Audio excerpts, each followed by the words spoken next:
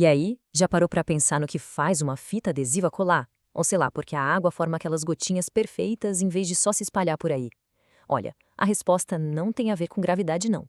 Tem a ver com forças totalmente invisíveis que agem numa escala molecular. Hoje a gente vai mergulhar fundo na arquitetura secreta das moléculas, essa arquitetura que define as propriedades de absolutamente tudo ao nosso redor. Então, vamos começar com a pergunta de US$ 1 milhão. Por que escolas colam? Isso não é mágica, é química pura.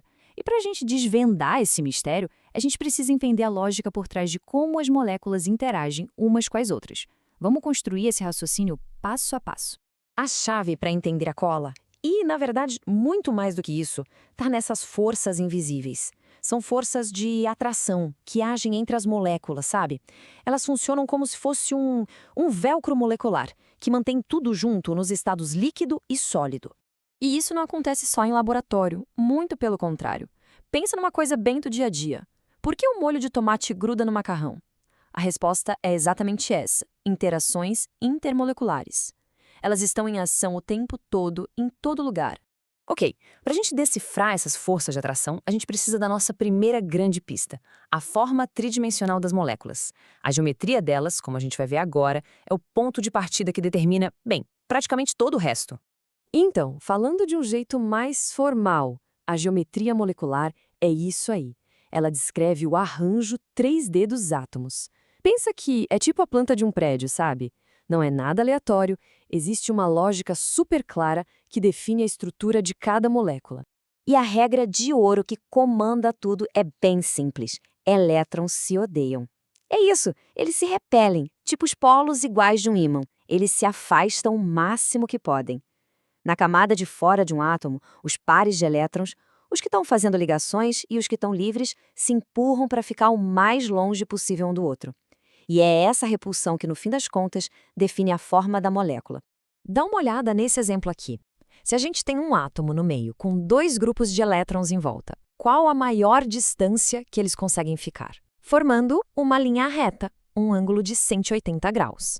Simples, né? Limpo, elegante. Essa é a geometria linear.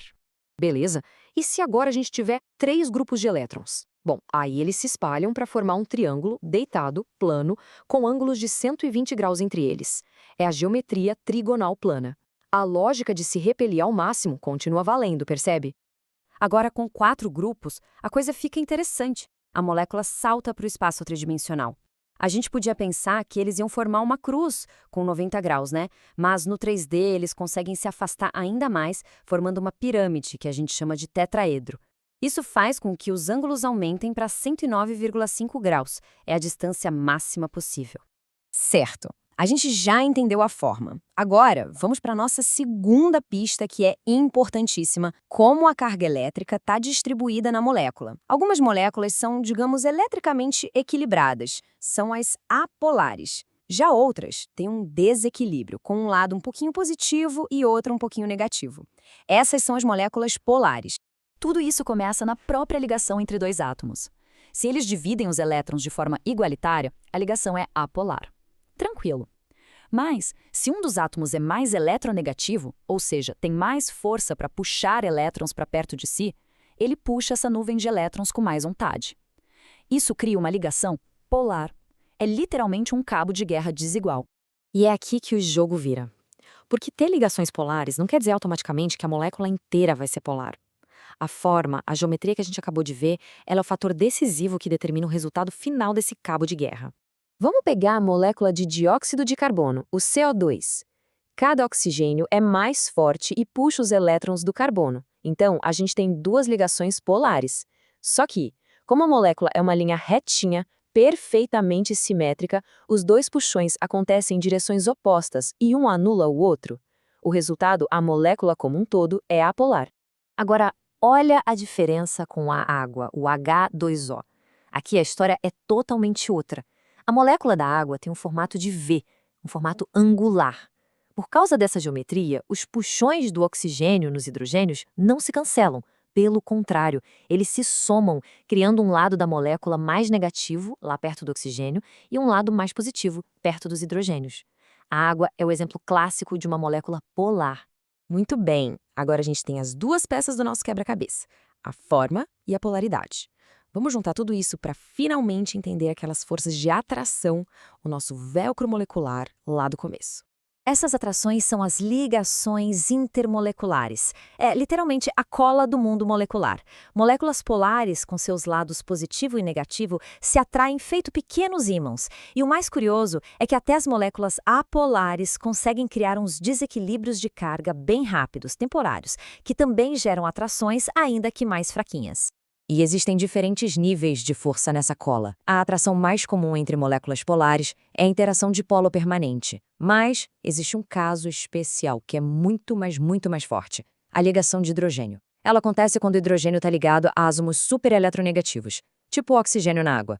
Isso cria uma polaridade tão extrema que a atração fica excepcionalmente forte.